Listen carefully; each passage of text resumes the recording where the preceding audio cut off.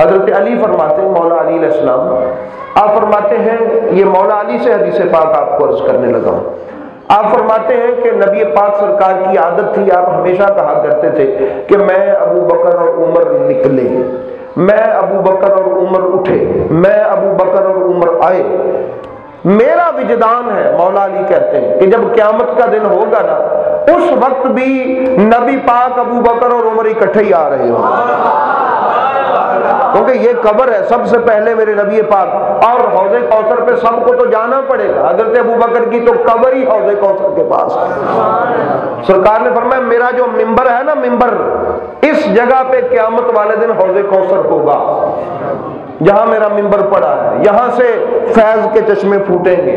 تو برادران اسلام، حضرت سیدنا ابو بکر صدیق رضی اللہ تعالی عنہ کی مشابہت ہے۔ حضرت امام حسن علیہ السلام، امام حسین علیہ السلام دوران جمعہ آ جاتے تھے تو میرے نبی ممبر چھوڑ کے ان کو اٹھا لیتے تھے، اور آپ تاریخ کا مطالعہ کر کے دیکھیں حدیث کا کہ امام حسن علیہ السلام آئے، حضرت ابو بکر صدیق نے جمعے کا خطبہ چھوڑ کے پکڑ کے ممبر پہ بٹھایا۔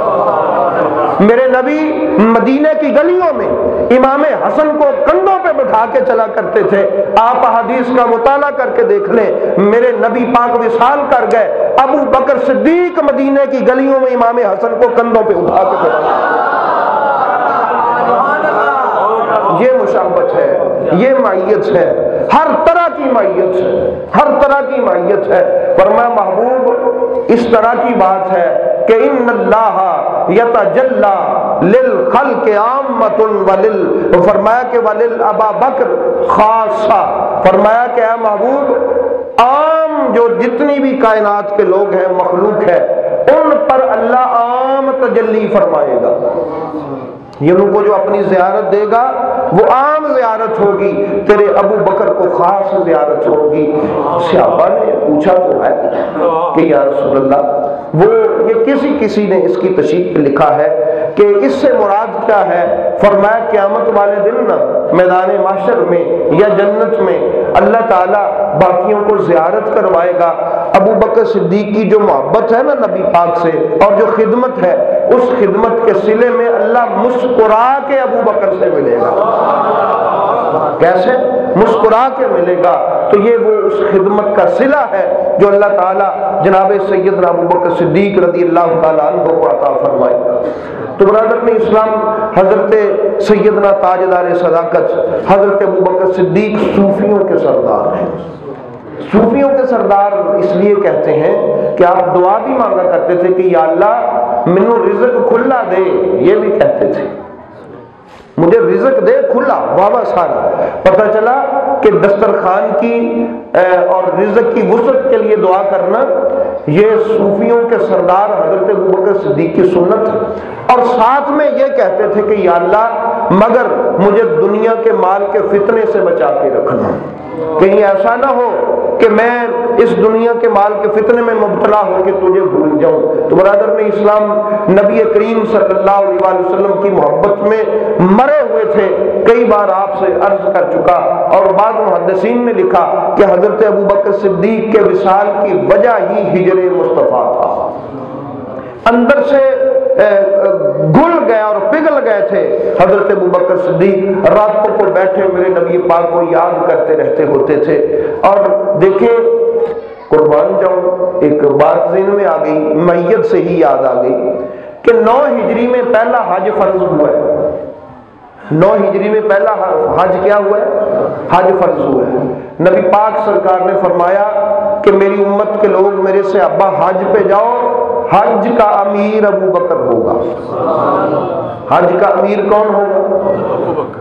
یہ شان بھی صرف حضرت ابوبکر صدیق کو حاصل ہے کہ حج کے پہلے امیر حضرت ابوبکر اور دوسرے امیر نبی پاک۔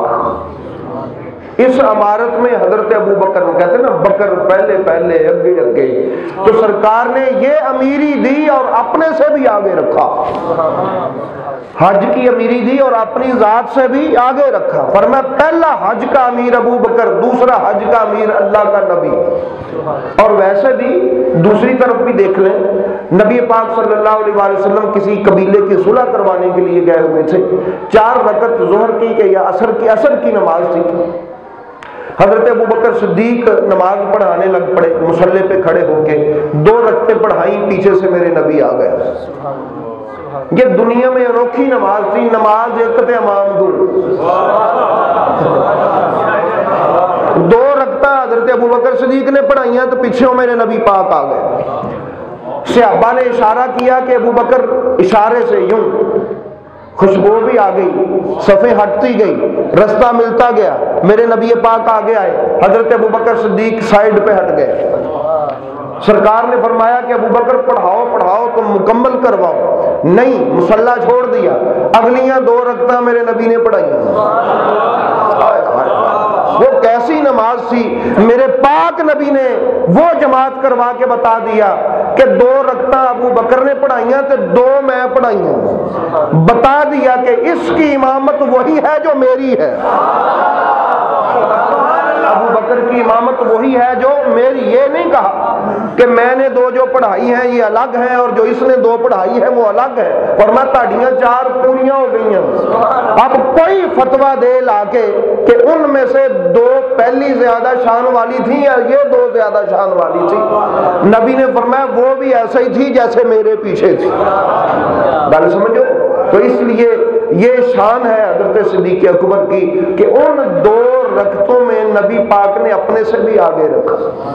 پہلی 2 ابو بکر نے پڑھائی اور دوسری 2 سرکار نے پڑھائی، اور پھر پوچھا بھی، فرمایا اے ابو بکر ما منعک اذ امرتک ان تثبت فی مقامک، کہ جب میں نے جو تمہیں کہا تھا کہ تم کھڑے رہو، کس چیز نے منع کیا تمہیں؟ پڑھاتے رہتے، ہاتھ جوڑ دیے، حضور ابو کا حافظ پتر کی یہ ضرورت کہ تاڑے سامنے کھڑا ہو کے نماز پڑھاؤں، یہ نہیں ہو سکتا۔ تو برادران اسلام، یہ حضرت سیدنا ابو بکر صدیق ہے کہ جن کو ساری زندگی میرے نبی کی معیت حاصل رہی اور آج بھی میرے نبی کی معیت حاصل ہے، میدان محشر میں بھی میرے نبی پاک کی معیت حاصل ہے، اور جنت میں بھی میرے نبی کی معیت حاصل ہے۔ اچھا، آپ آج بھی سعودیہ میں جائیں نا، کیا قربانی ہے حضرت ابوبکر صدیق کی۔ سعودیہ جو لوگ جاتے ہیں یا جو کام کرتے ہیں ان سے آپ پوچھ کے دیکھ لیں، انہوں نے جو ہے نا، کوئی بیسٹ فرینڈ ہوتا ہے، کوئی دوست ہوتا ہے، کیا محاورہ بنا ہے حضرت ابوبکر صدیق کی محبت کا، اس کو انہوں نے اگر آواز دینی کو اس کو صدیق کہتے ہیں، تو صدیق بات سن، یہ میرا صدیق ہے، کوئی مانے یا نہ مانے، جگری یار کے لیے ایسی وفائیں نبھائی ہیں حضرت ابوبکر صدیق نے کہ نام ہی صدیق پڑ گیا۔ حالانکہ صدیق تو کہتے ہیں سچے کو، لیکن یہ بیسٹ فرینڈ شپ کے لیے جو لفظ حضرت ابوبکر صدیق کے قدموں کا صدقہ، عرب میں آج بھی کسی کو کسی نے اپنا جگری یار کہنا، یہ میرا صدیق ہے،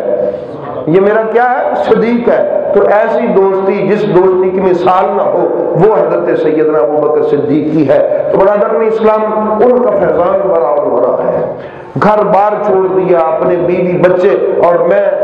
وہ دوستوں کو سناتا ہوتا کہ آپ ہجرت کے لیے جب جانا تھا، آپ کی بیویوں میں سے ایک بیوی نے کہا کہ میں تو ابھی جوان ہوں، آپ مجھے چھوڑ کے جا رہے ہیں، آپ نے فرمایا تمہیں طلاق، یہی رشتہ تھا جس کی وجہ سے تم مجھ پر حق جتاتی تھی، اتنا میں نے تجھے حصہ دیا، یہ تیرا ہے، اور ساتھ میں یہ طلاق لے، تو اپنی محبت کی بیڑیاں ڈال کے مجھے نبی سے روکتی۔ یہ کیسے ہو سکتا کہ ہو صدیق اور دنیا کی کسی محبت کی وجہ سے نبی سے پیچھے رہ جائے؟ سرکار صدیق اکبر نے ثابت کر کے رکھ دیا کہ لوگوں، اس کو عشق مصطفیٰ کہتے ہیں، اس کو عشق مصطفیٰ کہتے ہیں۔